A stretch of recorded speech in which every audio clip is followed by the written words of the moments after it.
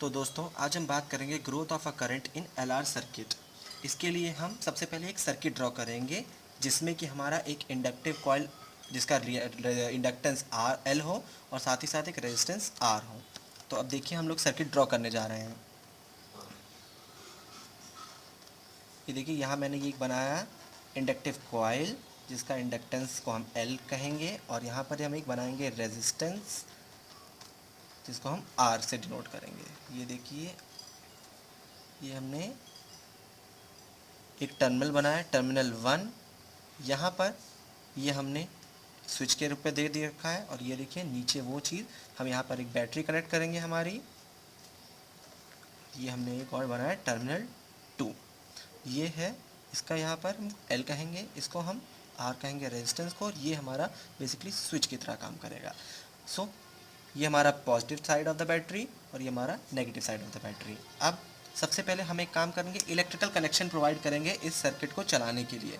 तो जैसे ही हम अपने स्विच एस को टर्मिनल 2 से कनेक्ट कर देंगे, ये देखिए जैसे कि मैंने ये कनेक्ट कर दिया उसको, तो हम यहाँ हम देखेंगे कि हमारा जो अब सर्किट है वो कंप्लीट हो जाएगा। कंप्लीट होने में जैसे ही हमारा करंट दौड़ेगा, मान लीजिए सर्किट में हम लोग का आई मैग्नीट्यूड का करंट दौड़ रहा है, जैसे ही करंट दौड़ेगा तो हमारा ये जो कॉइल है इसके इंडक्टर के कारण एक इंड्यूस्ड ईएमएफ जनरेट हो जाएगी जिसका मैग्नीट्यूड होगा -L di/dt के, जो कि हमारा अपोजिट होगा अप्लाइड ईएमएफ ई के। तो हम लोग क्या लिख सकते हैं कि total EMF of the circuit हमारा कितना हो जाएगा, यानी कि दोनों का सम, यानी कि E-L di/dt। इसके बाद अब हम इस पूरे सर्किट्स में ओम्स लॉ अप्लाई करेंगे। तो हम यहाँ लिख सकते हैं applying Ohm's law E-L di/dt is equal to RI। तो अब हम इसको ऐसे लिख सकते हैं L di/dt is equal to E-RI। अब उसके बाद दोस्तों हम वेरिएबल सेपरेबल यहाँ लगा देंगे, तो हमारा हो जाएगा di/E-RI is equal to dt/L। अब हमारा काम है इसे इंटीग्रेट करना। जैसे ही हम इसे इंटीग्रेट करेंगे, यानी कि हम लिखेंगे ऑन इंटीग्रेटिंग वी हैव, हमारे पास इंटीग्रेट करने के बाद कितना आ जाएगा, -1/r log e बेस पर E-RI is equal to t/L plus c। अब जो तो यहाँ हम लोग को जैसे इंटीग्रेशन की बेसिक रूल पता है कि c हमारे यहाँ कितना हो जाएगा, ये हो जाएगा हमारा इंटीग्रेशन कांस्टेंट, हम इसको शॉर्ट फॉर्म में कांस्टेंट, तो ये हमारा हो गया इंटीग्रेशन कांस्टेंट। तो दोस्तों हमें इंटीग्रेशन कांस्टेंट की वैल्यू को हमें फाइंड करना है, तो हमें बाउंड्री कंडीशंस अप्लाई करनी पड़ेंगी। तो हम यहाँ लिखेंगे, देखिए बाउंड्री कंडीशंस। अब हमारे पास दोस्तों कुछ बाउंड्री कंडीशंस है, जैसे कि हम जानते हैं किसी भी टाइम इंस्टेंट, यानी कि हम अगर टाइम को 0 ले लें तो जब टाइम स्टार्ट ही नहीं हुआ होगा तो जाहिर सी बात है उस वक्त हमारा करंट, यानी कि करंट की वैल्यू भी 0 रही होगी। अब इन इक्वेशन दोनों कंडीशंस को हम अपने इक्वेशंस में डालेंगे तो हम पाएंगे कि हमारी जो c की वैल्यू आएगी वो आएगी -1/r log e बेस पर EMF। तो अब हमारे पास हमारी c की वैल्यू भी आ गई है। अब इसी c की वैल्यू को उठा के अपने पुरानी इक्वेशन जो हमने अभी पीछे निकाली है उसमें सब्स्टिट्यूट कर देंगे, तो हमारी वो इक्वेशन बन जाएगी -1/r log e बेस पर E-RI is equal to t/L -1/r log e base पर e। अब इसी में हम इक्वेशंस में थोड़ा सा मॉडिफिकेशंस परफॉर्म करेंगे और एक वैलिड एक्सप्रेशन निकालने की कोशिश करेंगे। तो देखिए दोस्तों, log e बेस पर E-RI/E, यानी कि हमने लॉगरिथमिक टर्म्स को एक तरफ लिख लिया, इज इक्वल टू, अब हमारा कितना हो जाएगा ये R/L इंटू टी। अब देखिए हम इसमें कुछ और फर्दर परफॉर्म करेंगे तो ये हो जाएगा 1 माइनस आर आई अपॉन ई।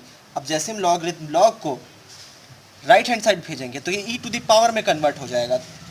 तो सॉरी दोस्तों, मैं यहाँ माइनस लगाना भूल गया। जैसे ही अब हम इसको लॉगरिथमिक को इधर भेजेंगे लॉग को, तो ये ई में की पावर में कन्वर्ट हो जाएगा। तो हम इसको लिख सकते हैं e to the power minus R by L into T. अब इसके बाद हम लोग हमें बेसिकली निकालनी है आई की वैल्यू। तो हम कुछ ऐसा कर सकते हैं, R I upon E is equal to 1 minus E to the power minus R by L into T. अब हमें आई की वैल्यू चाहिए, तो हम आई की वैल्यू कैसे निकाल सकते हैं, I is equal to E upon R into 1 minus E to the power minus R upon L into T. ये आ गया है। तो अब दोस्तों यहाँ पे ये जो हमारा ये जो एक्सप्रेशन बन रहा है इस टर्म में ई बाय आर, हम इसको आई नॉट भी लिख सकते हैं। आई नॉट जहाँ पर हम कह सकते हैं मैक्सिमम स्टेडी करंट, यानी कि करंट की वो मैक्सिमम वैल्यू जिसके बाद करंट का वेरिएशन विथ टाइम जीरो हो जाए या फिर कांस्टेंट हो जाए, उसको हम मैक्सिमम करंट आई नॉट कहते हैं। तो अब हमारा जो फाइनल एक्सप्रेशन आएगा वो कितना आएगा, I is equal to I naught 1 minus E to the power minus R by L into T. तो दोस्तों अब हम बात करते हैं इसी सर्किट के टाइम कांस्टेंट के बारे में। तो सबसे पहले आइए जानते हैं टाइम कांस्टेंट होता क्या है। ये देखिए टाइम कांस्टेंट। टाइम कांस्टेंट किसी भी सर्किट को बेसिकली हम उसको लैम्डा से रिप्रेजेंट करते हैं या फिर लैम्डा से डिनोट करते हैं, जहाँ पे लैम्डा की वैल्यू इक्वल टू होती है एक रेशियो की, किसमें, L upon R. L upon R का रेशियो ही लैम्डा, यानी कि वो वही टाइम कांस्टेंट कहलाता है। अब हम लोग अपने गिवन एक्सप्रेशन से, यानी कि हम अपने I is equal to I naught 1 minus E to the power minus R by L into T, इस एक्सप्रेशन से एल अपॉन आर यानी कि लैम्डा की वैल्यू को इवेल्युएट करेंगे।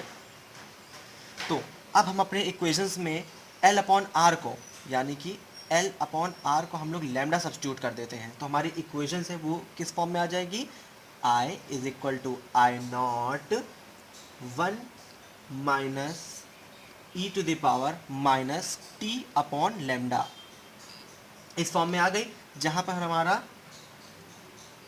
टी है वो लैम्डा हो जाएगा और I is equal to I naught 1 minus e की पावर कितनी हो जाएगी अब, -1, क्योंकि हमने यहाँ टी को लैम्डा सब्स्टिट्यूट कर दिया है। ये देखिए यहाँ पर टी को लैम्डा सब्स्टिट्यूट कर दिया है अपनी जस्ट वैल्यू निकालने के लिए। तो अब हमारे पास सीधा सा आप लोग को दिख ही रहा है, I is equal to I naught. अब हम इसको और क्या लिख सकते हैं, ई माइनस 1 अपॉन ई। अब हमें पता है कि हम जानते हैं ई की वैल्यू कितनी होती है हमारी जनरल 2.718। इसी वैल्यू को ई की जगह सब्स्टिट्यूट कर देंगे और हमें एक वैलिड एक्सप्रेशन निकल जाएगा, I is equal to I naught 2.718 minus 1 upon 2.718। अब हम इसे फर्दर सॉल्व करेंगे तो कितना आ जाएगा, 0.632 आई नॉट। यानी कि हम को कैसे डिफाइन कर, अपने टाइम कांस्टेंट को कैसे डिफाइन कर सकते हैं, टाइम कांस्टेंट जिसकी वैल्यू हम लैम्डा लेकर चल रहे हैं, किसी भी एलआर सर्किट का वो टाइम होता है जिसमें कि जो करंट होता है अपनी मैक्सिमम वैल्यू का 63.2% हो जाता है। इसको हम क्या कहते हैं, उस सर्किट का टाइम कांस्टेंट। तो अब हम ये कैसे जानेंगे कि टाइम कांस्टेंट के कम या ज़्यादा होने से हमारे सर्किट की करंट की ग्रोथ पे या फिर डीके पे क्या फ़र्क पड़ता है। तो आइए अब जानते हैं। हमारा गिवन एक्सप्रेशन जो कि हमने जब निकाला तो वो कितना आया था, I is equal to I naught 1 minus E to the power minus R upon L into T. ये हमारा गिवन एक्सप्रेशन आया था। अब इसको एक बार डिफ्रेंशिएट करते हैं विथ रिस्पेक्ट टू टी, तो d I by d T is equal to कितना हो जाएगा, I naught R by L e to the power minus R by L into T. अब हमारे पास अगर हम निकालना चाहें e to the power minus R by L की वैल्यूज़ हमारे इस गिवन एक्सप्रेशन से, तो वो कितनी आ जाएगी, e to the power minus R by L into T कि अगर हम वैल्यूज़ निकालना चाहें तो वो आ जाएगी 1 minus I upon I not. इस वैल्यू को हमें अपनी डिफ्रेंशिएट की हुई वैल्यू में सब्सटीट्यूट कर देना है। तो हमारे पास अब गिवन एक्सप्रेशन कितना हो जाएगा, d I by d T is equal to I naught R upon L. अब हम यहाँ सब्सटीट्यूटेड वैल्यू डालेंगे 1 minus I upon I naught, जो कि हमारे किसके बराबर हो जाएगी, R upon L I naught minus I. इस एक्सप्रेशन से हमें ये पता चलता है, जहाँ पे D I by D T को हम ये भी बता सकते हैं कि ये हमारी ग्रोथ है। ग्रोथ मतलब क्या होता है, basically change of current with respect to time.